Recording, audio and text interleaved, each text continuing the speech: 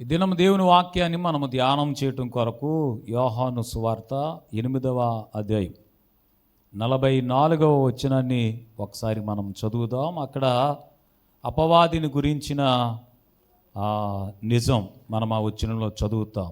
యోహాను సువార్త 8వ అధ్యాయము 44వ వచనాన్ని చదువుదాం. అపవాది ఎలాంటి వాడో యేసు ప్రభు వారు మాట్లాడుతూ చెబుతున్న మాటను అక్కడ చదువుతాం. మీ తండ్రి అయిన అపవాది సంబంధులు, మీ తండ్రి దురాశలు నెరవేర్చగోరుచున్నారు. ఆది నుండి వాడు నరహంతకుడై ఉండి సత్యమందు నిలిచినవాడు కాడు. వాని యందు సత్యమే లేదు. వాడు అబద్ధమాడునప్పుడు వాని స్వభావమును అనుసరించియే మాట్లాడును. వాడు అబద్ధికుడు, అబద్ధమునకు జనకుడు. ఈ ఉదయకాలమందు అపవాదిని గురించిన సంగతి మీకు అర్థం కావాలని మాట నేను మీకు చూపిస్తున్నాను. చాలాసార్లు దేవుడు ఒకటి చెప్తే సాతాను ఇంకొకటి చెప్తాడు. కొన్నిసార్లు ఎందుకో ప్రభువు ఎన్ని చెప్పినా, ఎన్ని మాటలు చెప్పి ధైర్యపరిచి బలపరిచి ఆదరించి ఆయన తన కృపచేత నడిపిస్తూ ఉన్నా. కొంతమంది ఎందుకో అప్పుడప్పుడు అపవాది చెప్పే మాటలు విని కృంగిపోయి కృషించిపోయి దేవుని మార్గములో నుండి ప్రక్కకు తొలగిపోయి లోకములోనికి మళ్ళీపోయి తమ జీవితాన్ని వారే నాశనకరమైన గుంటలోనికి పడవేసుకునే వారుగా ఉంటారు. అందుకని అపవాది చెప్పే మాటలను గురించి మనకు అర్థమైతే, వాడి మాట వినకుండా జాగ్రత్త పడగలిగితే మన జీవితాలు బాగుంటాయి అని చెప్పడానికి ఈ దినం కొన్ని మాటలు నేను మీకు చూపించాలనుకుంటున్నాను. ఒకసారి మంచిగా స్తోత్రం చెప్పండి. హల్లెలూయా. వాడు అబద్ధికుడు, అబద్ధమునకు జనకుడు. ఆది నుండి వాడు నరహంతకుడై ఉండి వాడు సత్యమునందు నిలిచినవాడు కాదు. వాని యందు సత్యమే లేదు. వాడు అబద్ధం ఆడినప్పుడు వాని స్వభావమును అనుసరించే మాట్లాడతాడు. వాని స్వభావాన్ని, వాడు మాట్లాడే మాటల విధానాన్ని మనం గమనించాలని అంటే మీరు ఆదికాండం 3వ అధ్యాయానికి రావాలి. ఏదెను తోటలో ఆదాము అవ్వలను దేవుడు ఉంచి, ఈ తోటలో ఉన్న ప్రతి చెట్టు ఫలాన్ని మీరు నిరభ్యంతరంగా తినొచ్చు, తోట మధ్యలో ఉన్న చెట్టు ఫలాన్ని మీరు తినకూడదు, అది తిను దినమున మీరు నిశ్చయముగా చచ్చెదరని యేసు ప్రభు చెప్పారు. స్తోత్రం. హల్లెలూయా. ఎందుకో మనిషి యొక్క విధానం ఎలాంటిదనంటే చేయవలసిన వాటిని చేయరు, చేయమని చెప్పిన దానిని చేయరు, చేయకూడనివి చేయవద్దని చెప్పినవి మాత్రం మాటి మాటికి చేయటానికి ఉబలాట పడతారు, కుతూహల పడతారు, ఆరాట పడుతుంటారు, ఆతృత పడుతుంటారు. ఏదైనా తోటలో దేవుడు మనిషికి కావలసిన సమస్త సదుపాయాలు అనుగ్రహించి వారికి కావలసిన ఆహారం అంతా ఇచ్చి మీరు తినడానికి తోటలో ఉన్న ప్రతి చెట్టు ఫలాన్ని నిరభ్యంతరంగా తినవచ్చు అని చెప్పారు. స్తోత్రం. మంచిగా చెప్పాలి. తోట మధ్యలో ఉన్న చెట్టు ఫలాన్ని మాత్రం మీరు తినకూడదని చెప్పారు. కానీ అపవాది ఆది నుండి వాడు అబద్ధికుడు అని మీకు తెలియటానికి, అపవాది యొక్క స్వభావం మీకు అర్థం కావడానికి, వాడు నిన్న మొన్నటి నుంచి అబద్ధాలాడేవాడు కాదు. అసలు వాడి ప్రారంభమే అబద్ధముల పుట్ట అని చెప్తుంది. వాడి చిట్టా తిరగవేస్తే వాడిదంతా అబద్ధముల పుట్టే. వాడు అబద్ధికుడు, వాడి స్వభావమే అబద్ధములు ఆడటం అనేది వాక్యములో మనకు ఇట్టే తేట తెల్లమవుతుంది. ఈ అవ్వమ్మ దగ్గరకు వచ్చి వాడు మాట్లాడుతూ, మీ దేవుడు ఈ తోటలో ఉన్న ఏ చెట్టు ఫలాన్నైనా తినొద్దని చెప్పాడా, ఇది నిజమేనా అని అడుగుతూ ఉన్నాడు. నేను విన్నది నిజమా అని అంటే అవ్వ చెప్పింది నిజమే. స్తోత్రం. దేవుడు చెప్పిందంతా నిజమేనా? వాక్యములో మనకు బోధించబడుతున్నదంతా నిజమేనా? వాక్యమంతా నెరవేర్చబడుతుందా? ఇలాగే జరుగుతుందా? అపవాది అడిగే ప్రశ్నలు అందమైన ప్రశ్నలు. అలా అడగగానే అవ్వమ్మ నిజమే అని చెప్పింది. ఆ పండు తిన్న రోజున మేము నిశ్చయముగా చనిపోతాం. అయితే అపవాది చెప్పాడు, మీరు చావనే చావరు. సిగరెట్ పెట్టు మీద ఏమని ఉంటుందనంటే, సిగరెట్ కాల్చటం ఆరోగ్యానికి హానికరం. కైని ప్యాకెట్ మీద ఏమంటే ఊపిరితిత్తులన్నీ పాడైపోయి గుండె అగ్ని గుండముగా మారిపోయి ఈ క్యాన్సర్ పుండ్లు గొంతులో ఏమంటే ఊపిరితిత్తుల్లో వచ్చినట్టు ఉంటుంది. దాన్ని అపవాది ఏమంటాడనంటే, అసలు మీరు చావనే చావరు. అపవాది ఇలా చెప్తున్నప్పుడు డాక్టర్ గారు ఇంజెక్షన్ చేసినప్పుడు చెప్తుంటారు కదా, ఏం పర్వాలేదు, కాసేపు ఓర్చుకో, కాసేపు కళ్ళు మూసుకో, అంతా బాగా ఉంటుందని డాక్టర్ గారు చెప్తున్న మాటలు అనిపిస్తాయి అనుకుంటే అపవాది చెప్పే మాటలు ఈ అవ్వమ్మకి అలాగే అనిపించి అవ్వమ్మ వెంటనే ఆ తోట మధ్యలో ఉన్న చెట్టు ఫలాలను కొన్ని తిని తాను మాత్రమే కాకుండా తన భర్త కూడా తినాలని. ఈ లోకము అపవాది ఎలాంటిదనంటే, తాను నశించిపోయింది కాకుండా, తాను చెడిపోయింది కాకుండా, తాను గోతిలో పడిపోయింది కాకుండా తనతో పాటు కొంతమందిని లాక్కెళ్ళిపోతారు. స్తోత్రం. అపవాది యొక్క స్వభావం అలాంటిది. పాతాళము నరకము ఎవరి కొరకు సృష్టించబడింది, ఎవరి కొరకు చేయబడింది అని అంటే వాక్యములో వెతికితే అపవాదికి వాని దూతలకు అని ప్రకటన గ్రంథం చెప్తోంది. స్తోత్రం. చెప్పాలి మంచిగా, అర్థమైందా? పాతాళము నరకము ఎవరి కొరకు అని అంటే అపవాదికి వాని దూతల కొరకు. వాడు ఒక్కడే వెళ్లకుండా ఈ దినాన్న పాతాళములోనికి తనతో పాటు కొంతమందిని లాక్కొని వెళ్ళిపోవడానికి సర్వ విధాల ప్రయత్నాలు చేస్తున్నాడు. వాడు ఏం చేయగలడో అవన్నీ చేస్తాడు. అవ్వమ్మ అయితే ఒక్క మాటతో అపవాది యొక్క యుక్తికి కుయుక్తికి లోబడిపోయి ఆ పండ్లు తినేసింది. కొంతమంది అంత సులువుగా లోబడరు అపవాదికి. సులువుగా లోబడనంత మాత్రాన అపవాది ఏం విడిచిపెట్టడు.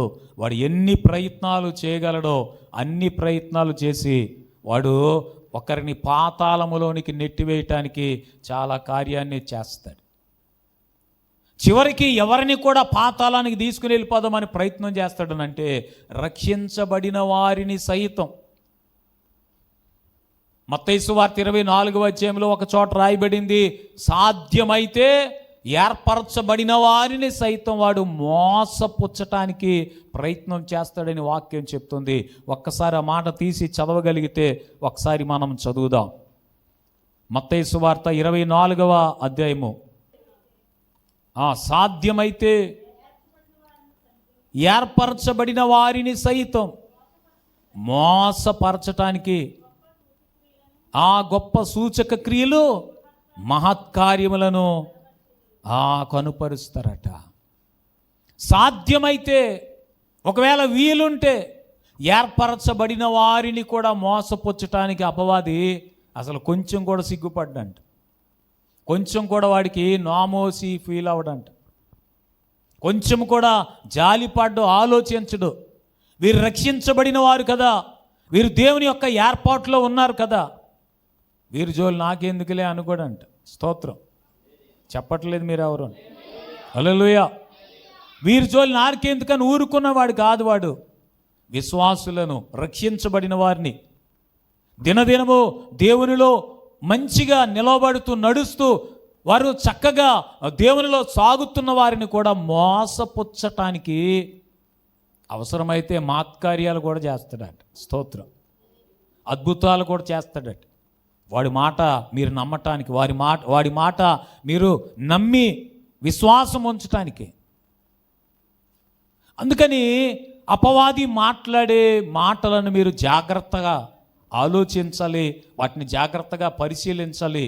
అపవాది యొక్క యుక్తిని కుయుక్తిని గమనించి మీ ఆత్మీయ జీవితంలో ముందుకు వెళ్ళాలని తెలియచేయటానికి ఈ దినం వాడు మాట్లాడే మాటలు ఎలా ఉంటాయో చెబుతూ, అసలు దేవుని కార్యములు ఏంటో మీకు అర్థం కావడానికి కొన్ని మాటలు నేను మీకు తెలియచేస్తాను. మొదటిగా అపవాది మీతో చెప్పే మాట, సాధారణంగా దేవుని బిడ్డలైన వారితో అపవాది మాట్లాడే మాట ఏంటనంటే, మీ గతము మిమ్మల్ని ఎప్పుడూ విడిచిపెట్టదు, మీ గతాన్ని బట్టే మీ భవిష్యత్తు జీవితం కూడా ఉంటుందని అపవాది చెప్తాడంట. దేన్ని బట్టి మీ జీవితం ఉంటుంది? మీ గతాన్ని బట్టే. గతంలో మీరు ఎలాగున్నారో, గతంలో మీరేం ఎలాంటి బ్రతికారు, గతంలో మీరు ఎలా జీవించారో, అసలు మీ గతం ఏంటో ఆలోచించుకో. దానిని బట్టి నీ భవిష్యత్తు ఉంటుంది. నీ భవిష్యత్తు ఏమి సడన్గా అకస్మాత్తుగా ఏం మారిపోదు అని అపవాది చెబుతాడంట. చాలామంది గతమును గురించి ఆలోచించుకుంటూ, గత దినాల్లో జరిగిన ఆ బాధలన్నీ తలపోసుకుంటూ, గత దినాల్లో ఎదురైన పరిస్థితులన్నిటినీ జ్ఞాపకం చేసుకుంటూ వారు ఇంకెప్పుడు గతములోనే బ్రతుకుతారు. గతములోనే బ్రతకాలని అపవాది యొక్క చిరకాల వాంఛ. అవ్వమలాంటోళ్ళే ఏదైనా తోటలో దేవుని కృపకు నోచుకోలేకపోయారు. అసలు నువ్వెంత, నీ భక్తి ఎంత, నీ పరిస్థితి ఎంత, నీ గతమేంటో జ్ఞాపకం ఉందా? నువ్వు జీవించిన జీవితానికి దేవుడు నీకు పరలోకాన్ని ఇస్తాడనుకున్నావా? నిత్య జీవం పొందగలవు అనుకుంటున్నావా?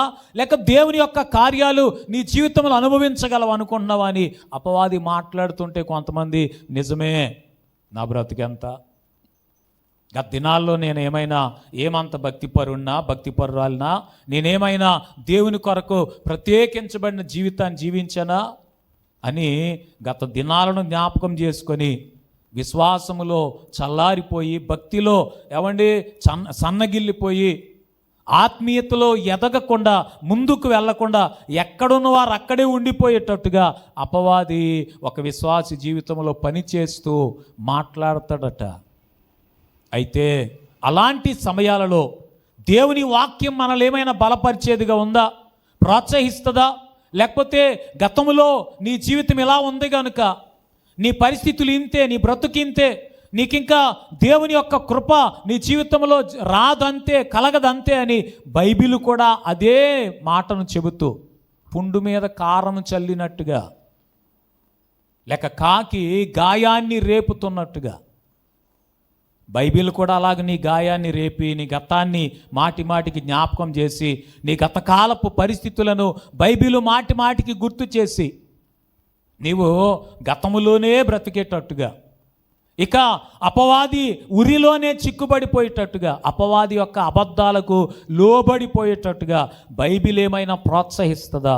ఆలోచన చేస్తే నా దేవుడు చెప్తున్న అద్భుతమైన మాట యెషయా గ్రంథం 43వ అధ్యాయం 18-19 వచనాలు మనం చదువుతుంటే ఆయన అంటాడు, మునుపటి వాటిని జ్ఞాపకము చేసుకొనకుడి.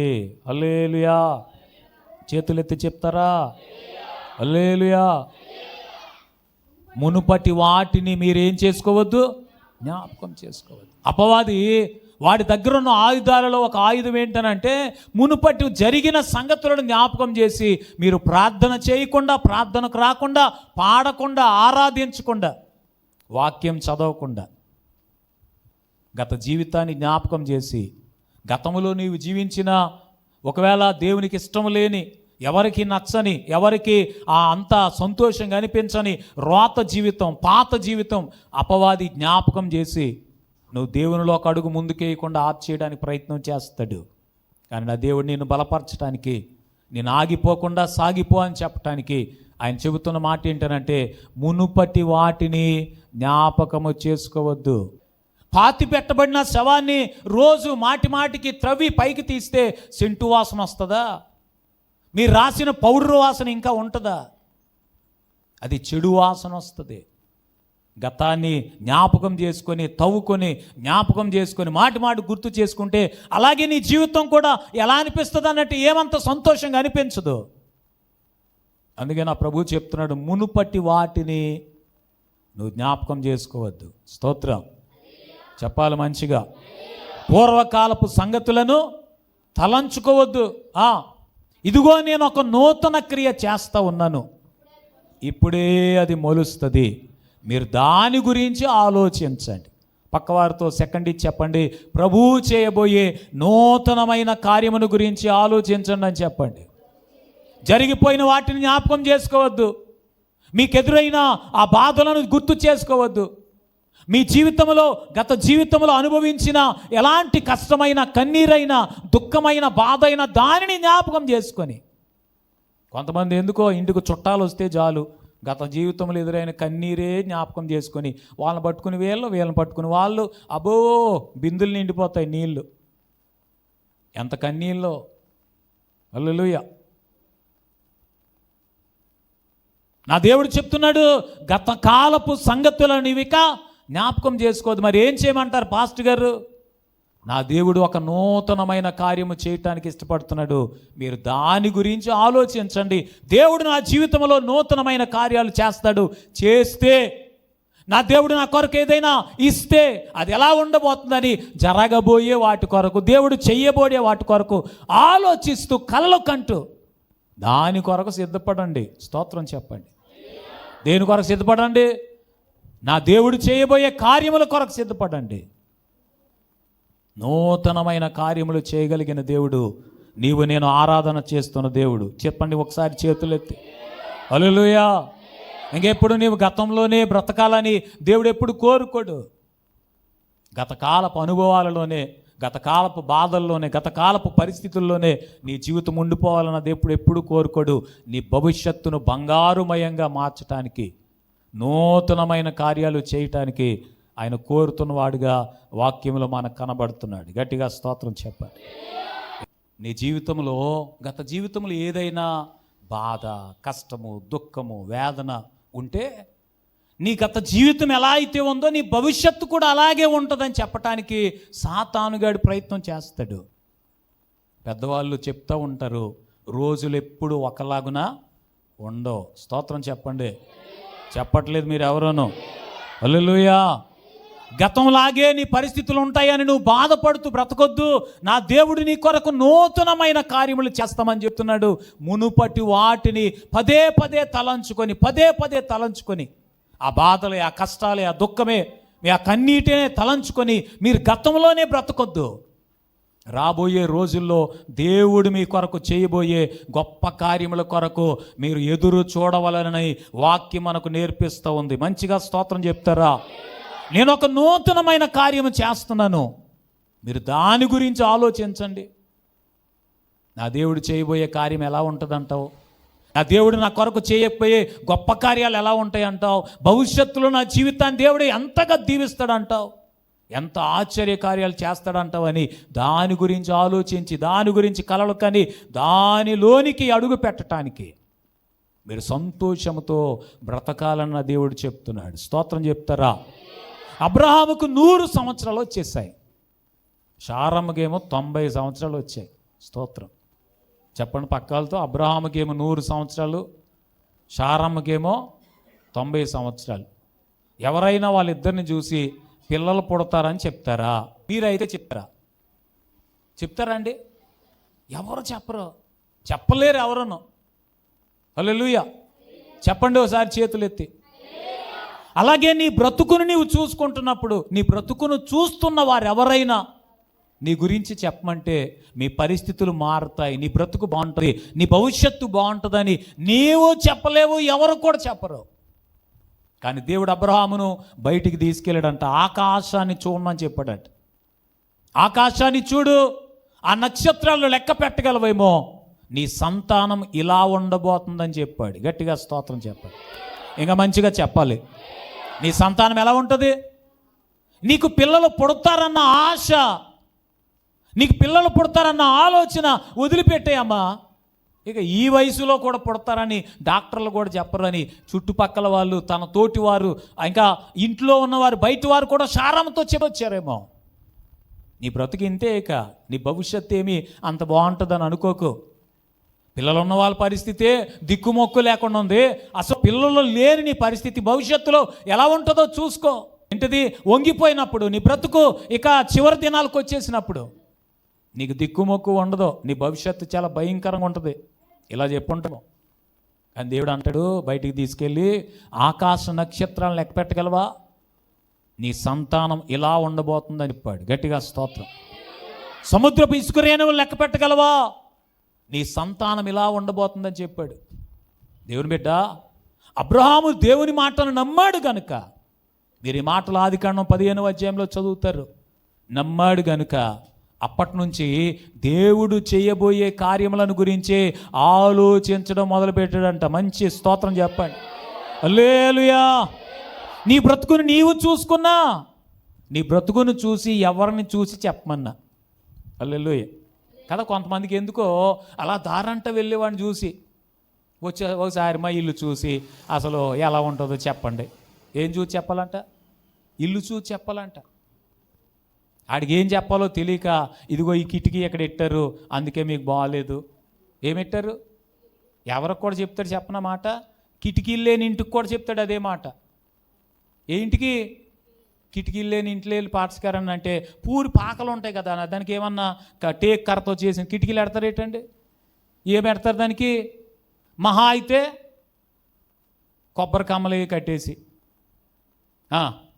ఏం చెప్తారు?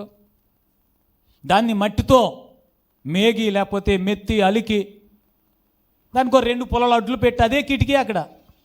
అప్పుడు చెప్తాడు, ఇదిగో ఈ కిటికీ ఎక్కడ పెట్టారు, అసలు కిటుకు మీకు తెలియదు.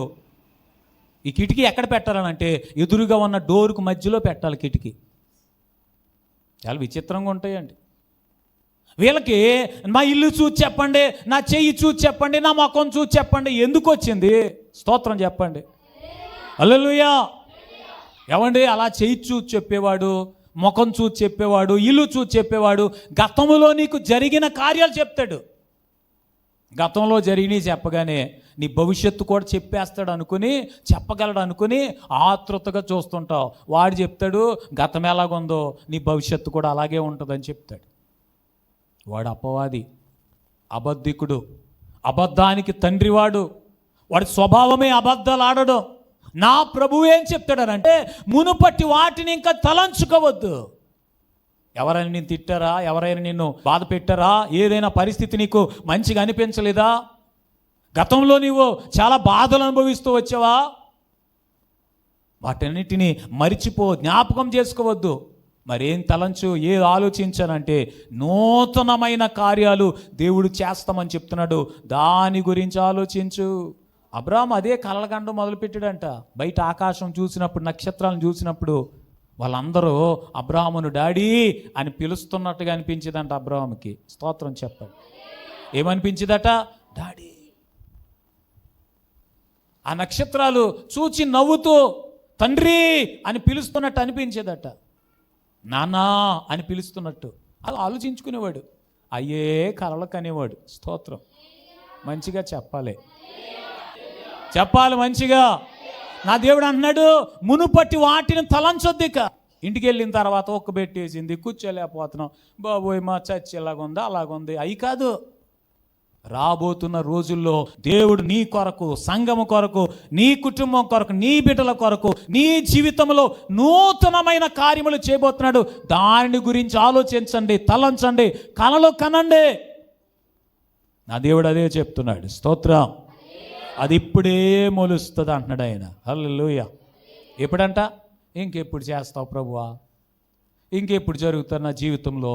సాతానుగాడు అలా చెప్తాడు. నీ పక్కన వచ్చి అంటాడు, ఇన్ని సంవత్సరాలు అయిందిగా దేవుడిని నమ్ముకుని, ఇన్ని సంవత్సరాల నుంచి మందిరానికి వస్తున్నావుగా, ఇన్ని సంవత్సరాల నుంచి ప్రార్థన చేస్తున్నావుగా, ఇన్ని సంవత్సరాల నుంచి ప్రభువుని వెంబడిస్తున్నావు కదా, ఇంకెప్పుడు జరుగుతుంది? నీకు కూడా ఆ మాట బాగా అనిపిస్తుంది.